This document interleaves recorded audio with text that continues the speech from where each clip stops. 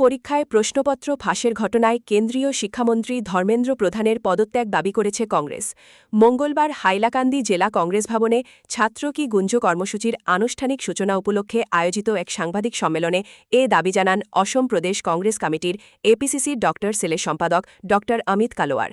সাংবাদিক সম্মেলনে বক্তব্য রাখতে গিয়ে ড কালোয়ার অভিযোগ করেন, নিট পরীক্ষায় প্রশ্নপত্র ফাঁসের ঘটনায় বহু পরীক্ষার্থী মানসিক চাপে পড়েছেন।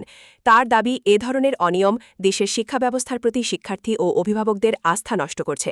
তিনি আরও দাবি করেন, নিট পরীক্ষার মাধ্যমে সরকার প্রায় ১.৪ লক্ষ কোটি টাকা সংগ্রহ করেছে।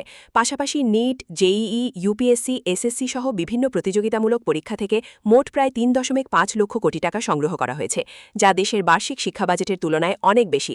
তার দাবি, বর্তমানে দেশের শিক্ষা বাজেট প্রায় ১.৫ লক্ষ কোটি টাকা। এসব পরিসংখ্যান তুলে ধরে তিনি বর্তমান শিক্ষা ব্যবস্থাকে সংকটাপন্ন বলে মন্তব্য করেন এবং কেন্দ্রীয় শিক্ষামন্ত্রীর নৈতিক দায় স্বীকার করে পদত্যাগের দাবি জানান। এদিন ছাত্রকে গুঞ্জ কর্মসূচির উদ্দেশ্য সম্পর্কে কংগ্রেস নেতারা জানান, শিক্ষার্থীদের বিভিন্ন সমস্যা, পরীক্ষায় স্বচ্ছতা নিশ্চিত করা এবং শিক্ষা ব্যবস্থার বিভিন্ন বিষয় নিয়ে জনমত গড়ে তোলায় এই কর্মসূচির লক্ষ্য।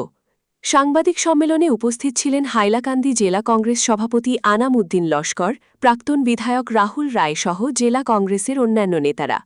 বক্তব্য রাখছেন এপিসিসির সেলের সম্পাদক ড অমিত কালোয়ার। পাশে হাইলাকান্দি জেলা কংগ্রেস সভাপতি আনাম উদ্দিন লস্কর সহ দলীয় কর্মকর্তারা। হাইলাকান্দি থেকে সুরজিৎ ধরের প্রতিবেদন, ঈশান বাংলা নিউজ, শিলচর। আমাদের এপিসিসির প্রেসিডেন্ট মাননীয় শ্রী গৌরব গগৈজির নির্দেশে আজকে আমি এখানে এসেছি। হাইলাকান্দির যারা সচেতন নাগরিক আছেন, তার সাথে আমাদের যারা স্টুডেন্ট বোন ভাই যারা আছেন, ওদেরকে আমরা এখানে জাগরুক করতে এসেছি যে আজকে যে আমাদের যেটা শিক্ষা ব্যবস্থা, আমাদের দেশে যে শিক্ষা ব্যবস্থা, এটা আইসিইউতে চলে গেছে।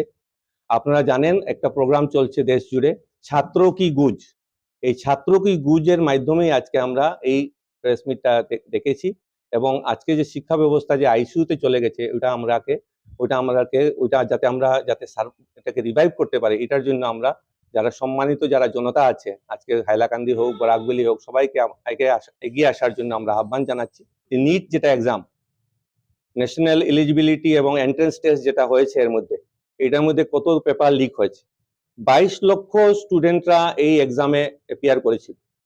এই 22 লক্ষ স্টুডেন্টের টোটাল খরচ ছিল 1.4 লাখ করোড়।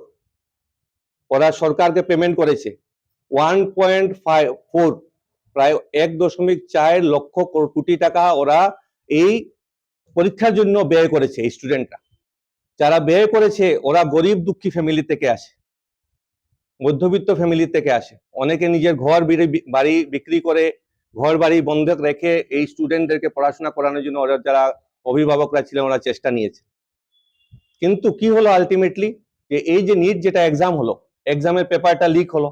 পেপারটা লিক হওয়াতে আমাদের দেশের যারা স্টুডেন্টরা ছিলেন, যারা এই এক্সামটা দিয়েছেন, ওদের মধ্যে অনেকে মানসিক সন্তুলন হারিয়ে ফেলেছে। তাই এর মধ্যে আমরা দেখেছি, আমরা প্রায় 21 জন স্টুডেন্টের প্রাণ হারিয়েছি। এর মধ্যে একটা মর্মান্তিক ঘটনা ঘটেছে, যেটা আমাদের যে একজন স্টুডেন্ট ছিলেন অনামিকা, উনি একটা লেটার লিখে গেছেন মারা যাওয়ার আগে উনার মা বাবার উদ্দেশ্যে, যে মা বাবাকে ওনারা কষ্ট দিয়েছেন, যে উনার মা বাবাকে ঘর বিক্রি করতে হয়েছে ওনাকে পড়াশোনা করানোর জন্য। এইভাবে একটা মর্মান্তিক আমাদের দেশের মধ্যে একটা মাহল সৃষ্টি হয়েছে। আমাদের যারা নবপ্রজন্ম যারা আছে, যারা ইউথ যারা আছে, ওরা আমাদের মানসিক সন্তুলন হারিয়ে ফেলছে। ওরা দিন দিন আরো দুঃখিত হচ্ছে। আমাদের কাজ কি? আমাদের যারা ইয়াং জেনারেশন আছে, আমরা যাদের দেশের ভবিষ্যৎ আছে, ওদেরকে আমরা আগ বাড়াবো, ওদেরকে কিভাবে আমরা সুযোগ সুবিধা করে দেবো, যাতে ওরা আমাদের দেশকে আগামী দিনে আরো উঁচু পজিশনে নিয়ে যেতে পারে। কিন্তু আমরা কি করছি? আমাদের যে সরকার, বর্তমান সরকার, এই সরকারের যেটা সিস্টেম, এই সিস্টেম যেটা করাপ্ট সিস্টেমে পড়ে আমাদের ছেলেমেয়েরা, ওদের যারা ভবিষ্যৎ, ওদের স্পয়েল হয়ে যাচ্ছে।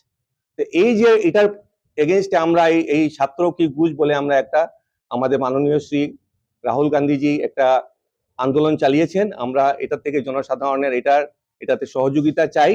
আর একটা কথা বলবো, যে দেশের শিক্ষা বাজেট হলো প্রায় 1.5 লাখ করোড় শিক্ষার বাজেট। আর শুধু দেখেন, একটা নিট এক্সাম থেকে সরকার কতটুকু অর্জন করছে? 1.4 লাখ করোড়। দেশের মধ্যে 5টা যেটা এক্সাম আছে, মেইন যেটা 5টা এক্সাম, বড় এক্সাম, একটা হলো নিট, তারপর হলো জেইই জয়েন্ট এন্ট্রান্স এক্সামিনেশন, তারপর হলো UPSC union public service commission exam, তারপরে রেলওয়ে রিক্রুটমেন্ট যেটা এক্সাম হয়, তার সাথে যেটা সিভিল সার্ভিসে যেটা এসএসসি এক্সাম হয়, এই এক্সামগুলো আমরা দেখেছি, আমরা যেটা ডাটা বের করেছি, এটাতে প্রায় সরকারের 3.5 লাখ করোড় টাকা ইনকাম হয়। কিন্তু শিক্ষা ব্যবস্থাতে সরকার কতটুকু খরচ করছে? শুধু 1.5 লাখ করোড়। আমাদের এই 5টা এক্সামের যারা প্রিপারেশন নিচ্ছে স্টুডেন্টরা, ওরা এতটুকু খরচ করছে। আর এটাতে আমরা পুরো এন্টায়ার এডুকেশন সিস্টেম চালানোর জন্য সরকার শুধু খরচ করছে 1.5 লাখ করোড়। এডুকেশন সিস্টেমটা পুরা মানে স্পয়েল হয়ে গেছে, যেটা আমাদের যে বর্তমান সরকার যেটা চালাচ্ছে, এইটাতে ওরা শুধু টাকা উপার্জন কিভাবে করা যায়, আমাদের ওটা নিয়ে ওদের চিন্তাধারা, ওদের করাপ্ট সিস্টেমে ওরা খালি টাকা উপার্জন করার চিন্তা করছে, আমাদের দেশের ছেলে মেয়েদের ভবিষ্যতের কথা একটুকু চিন্তা করছে না। কেন হবে? কিন্তু সরকারে যারা বসে আছেন ওরাই নিজে ক্লাস 10 পাসও না।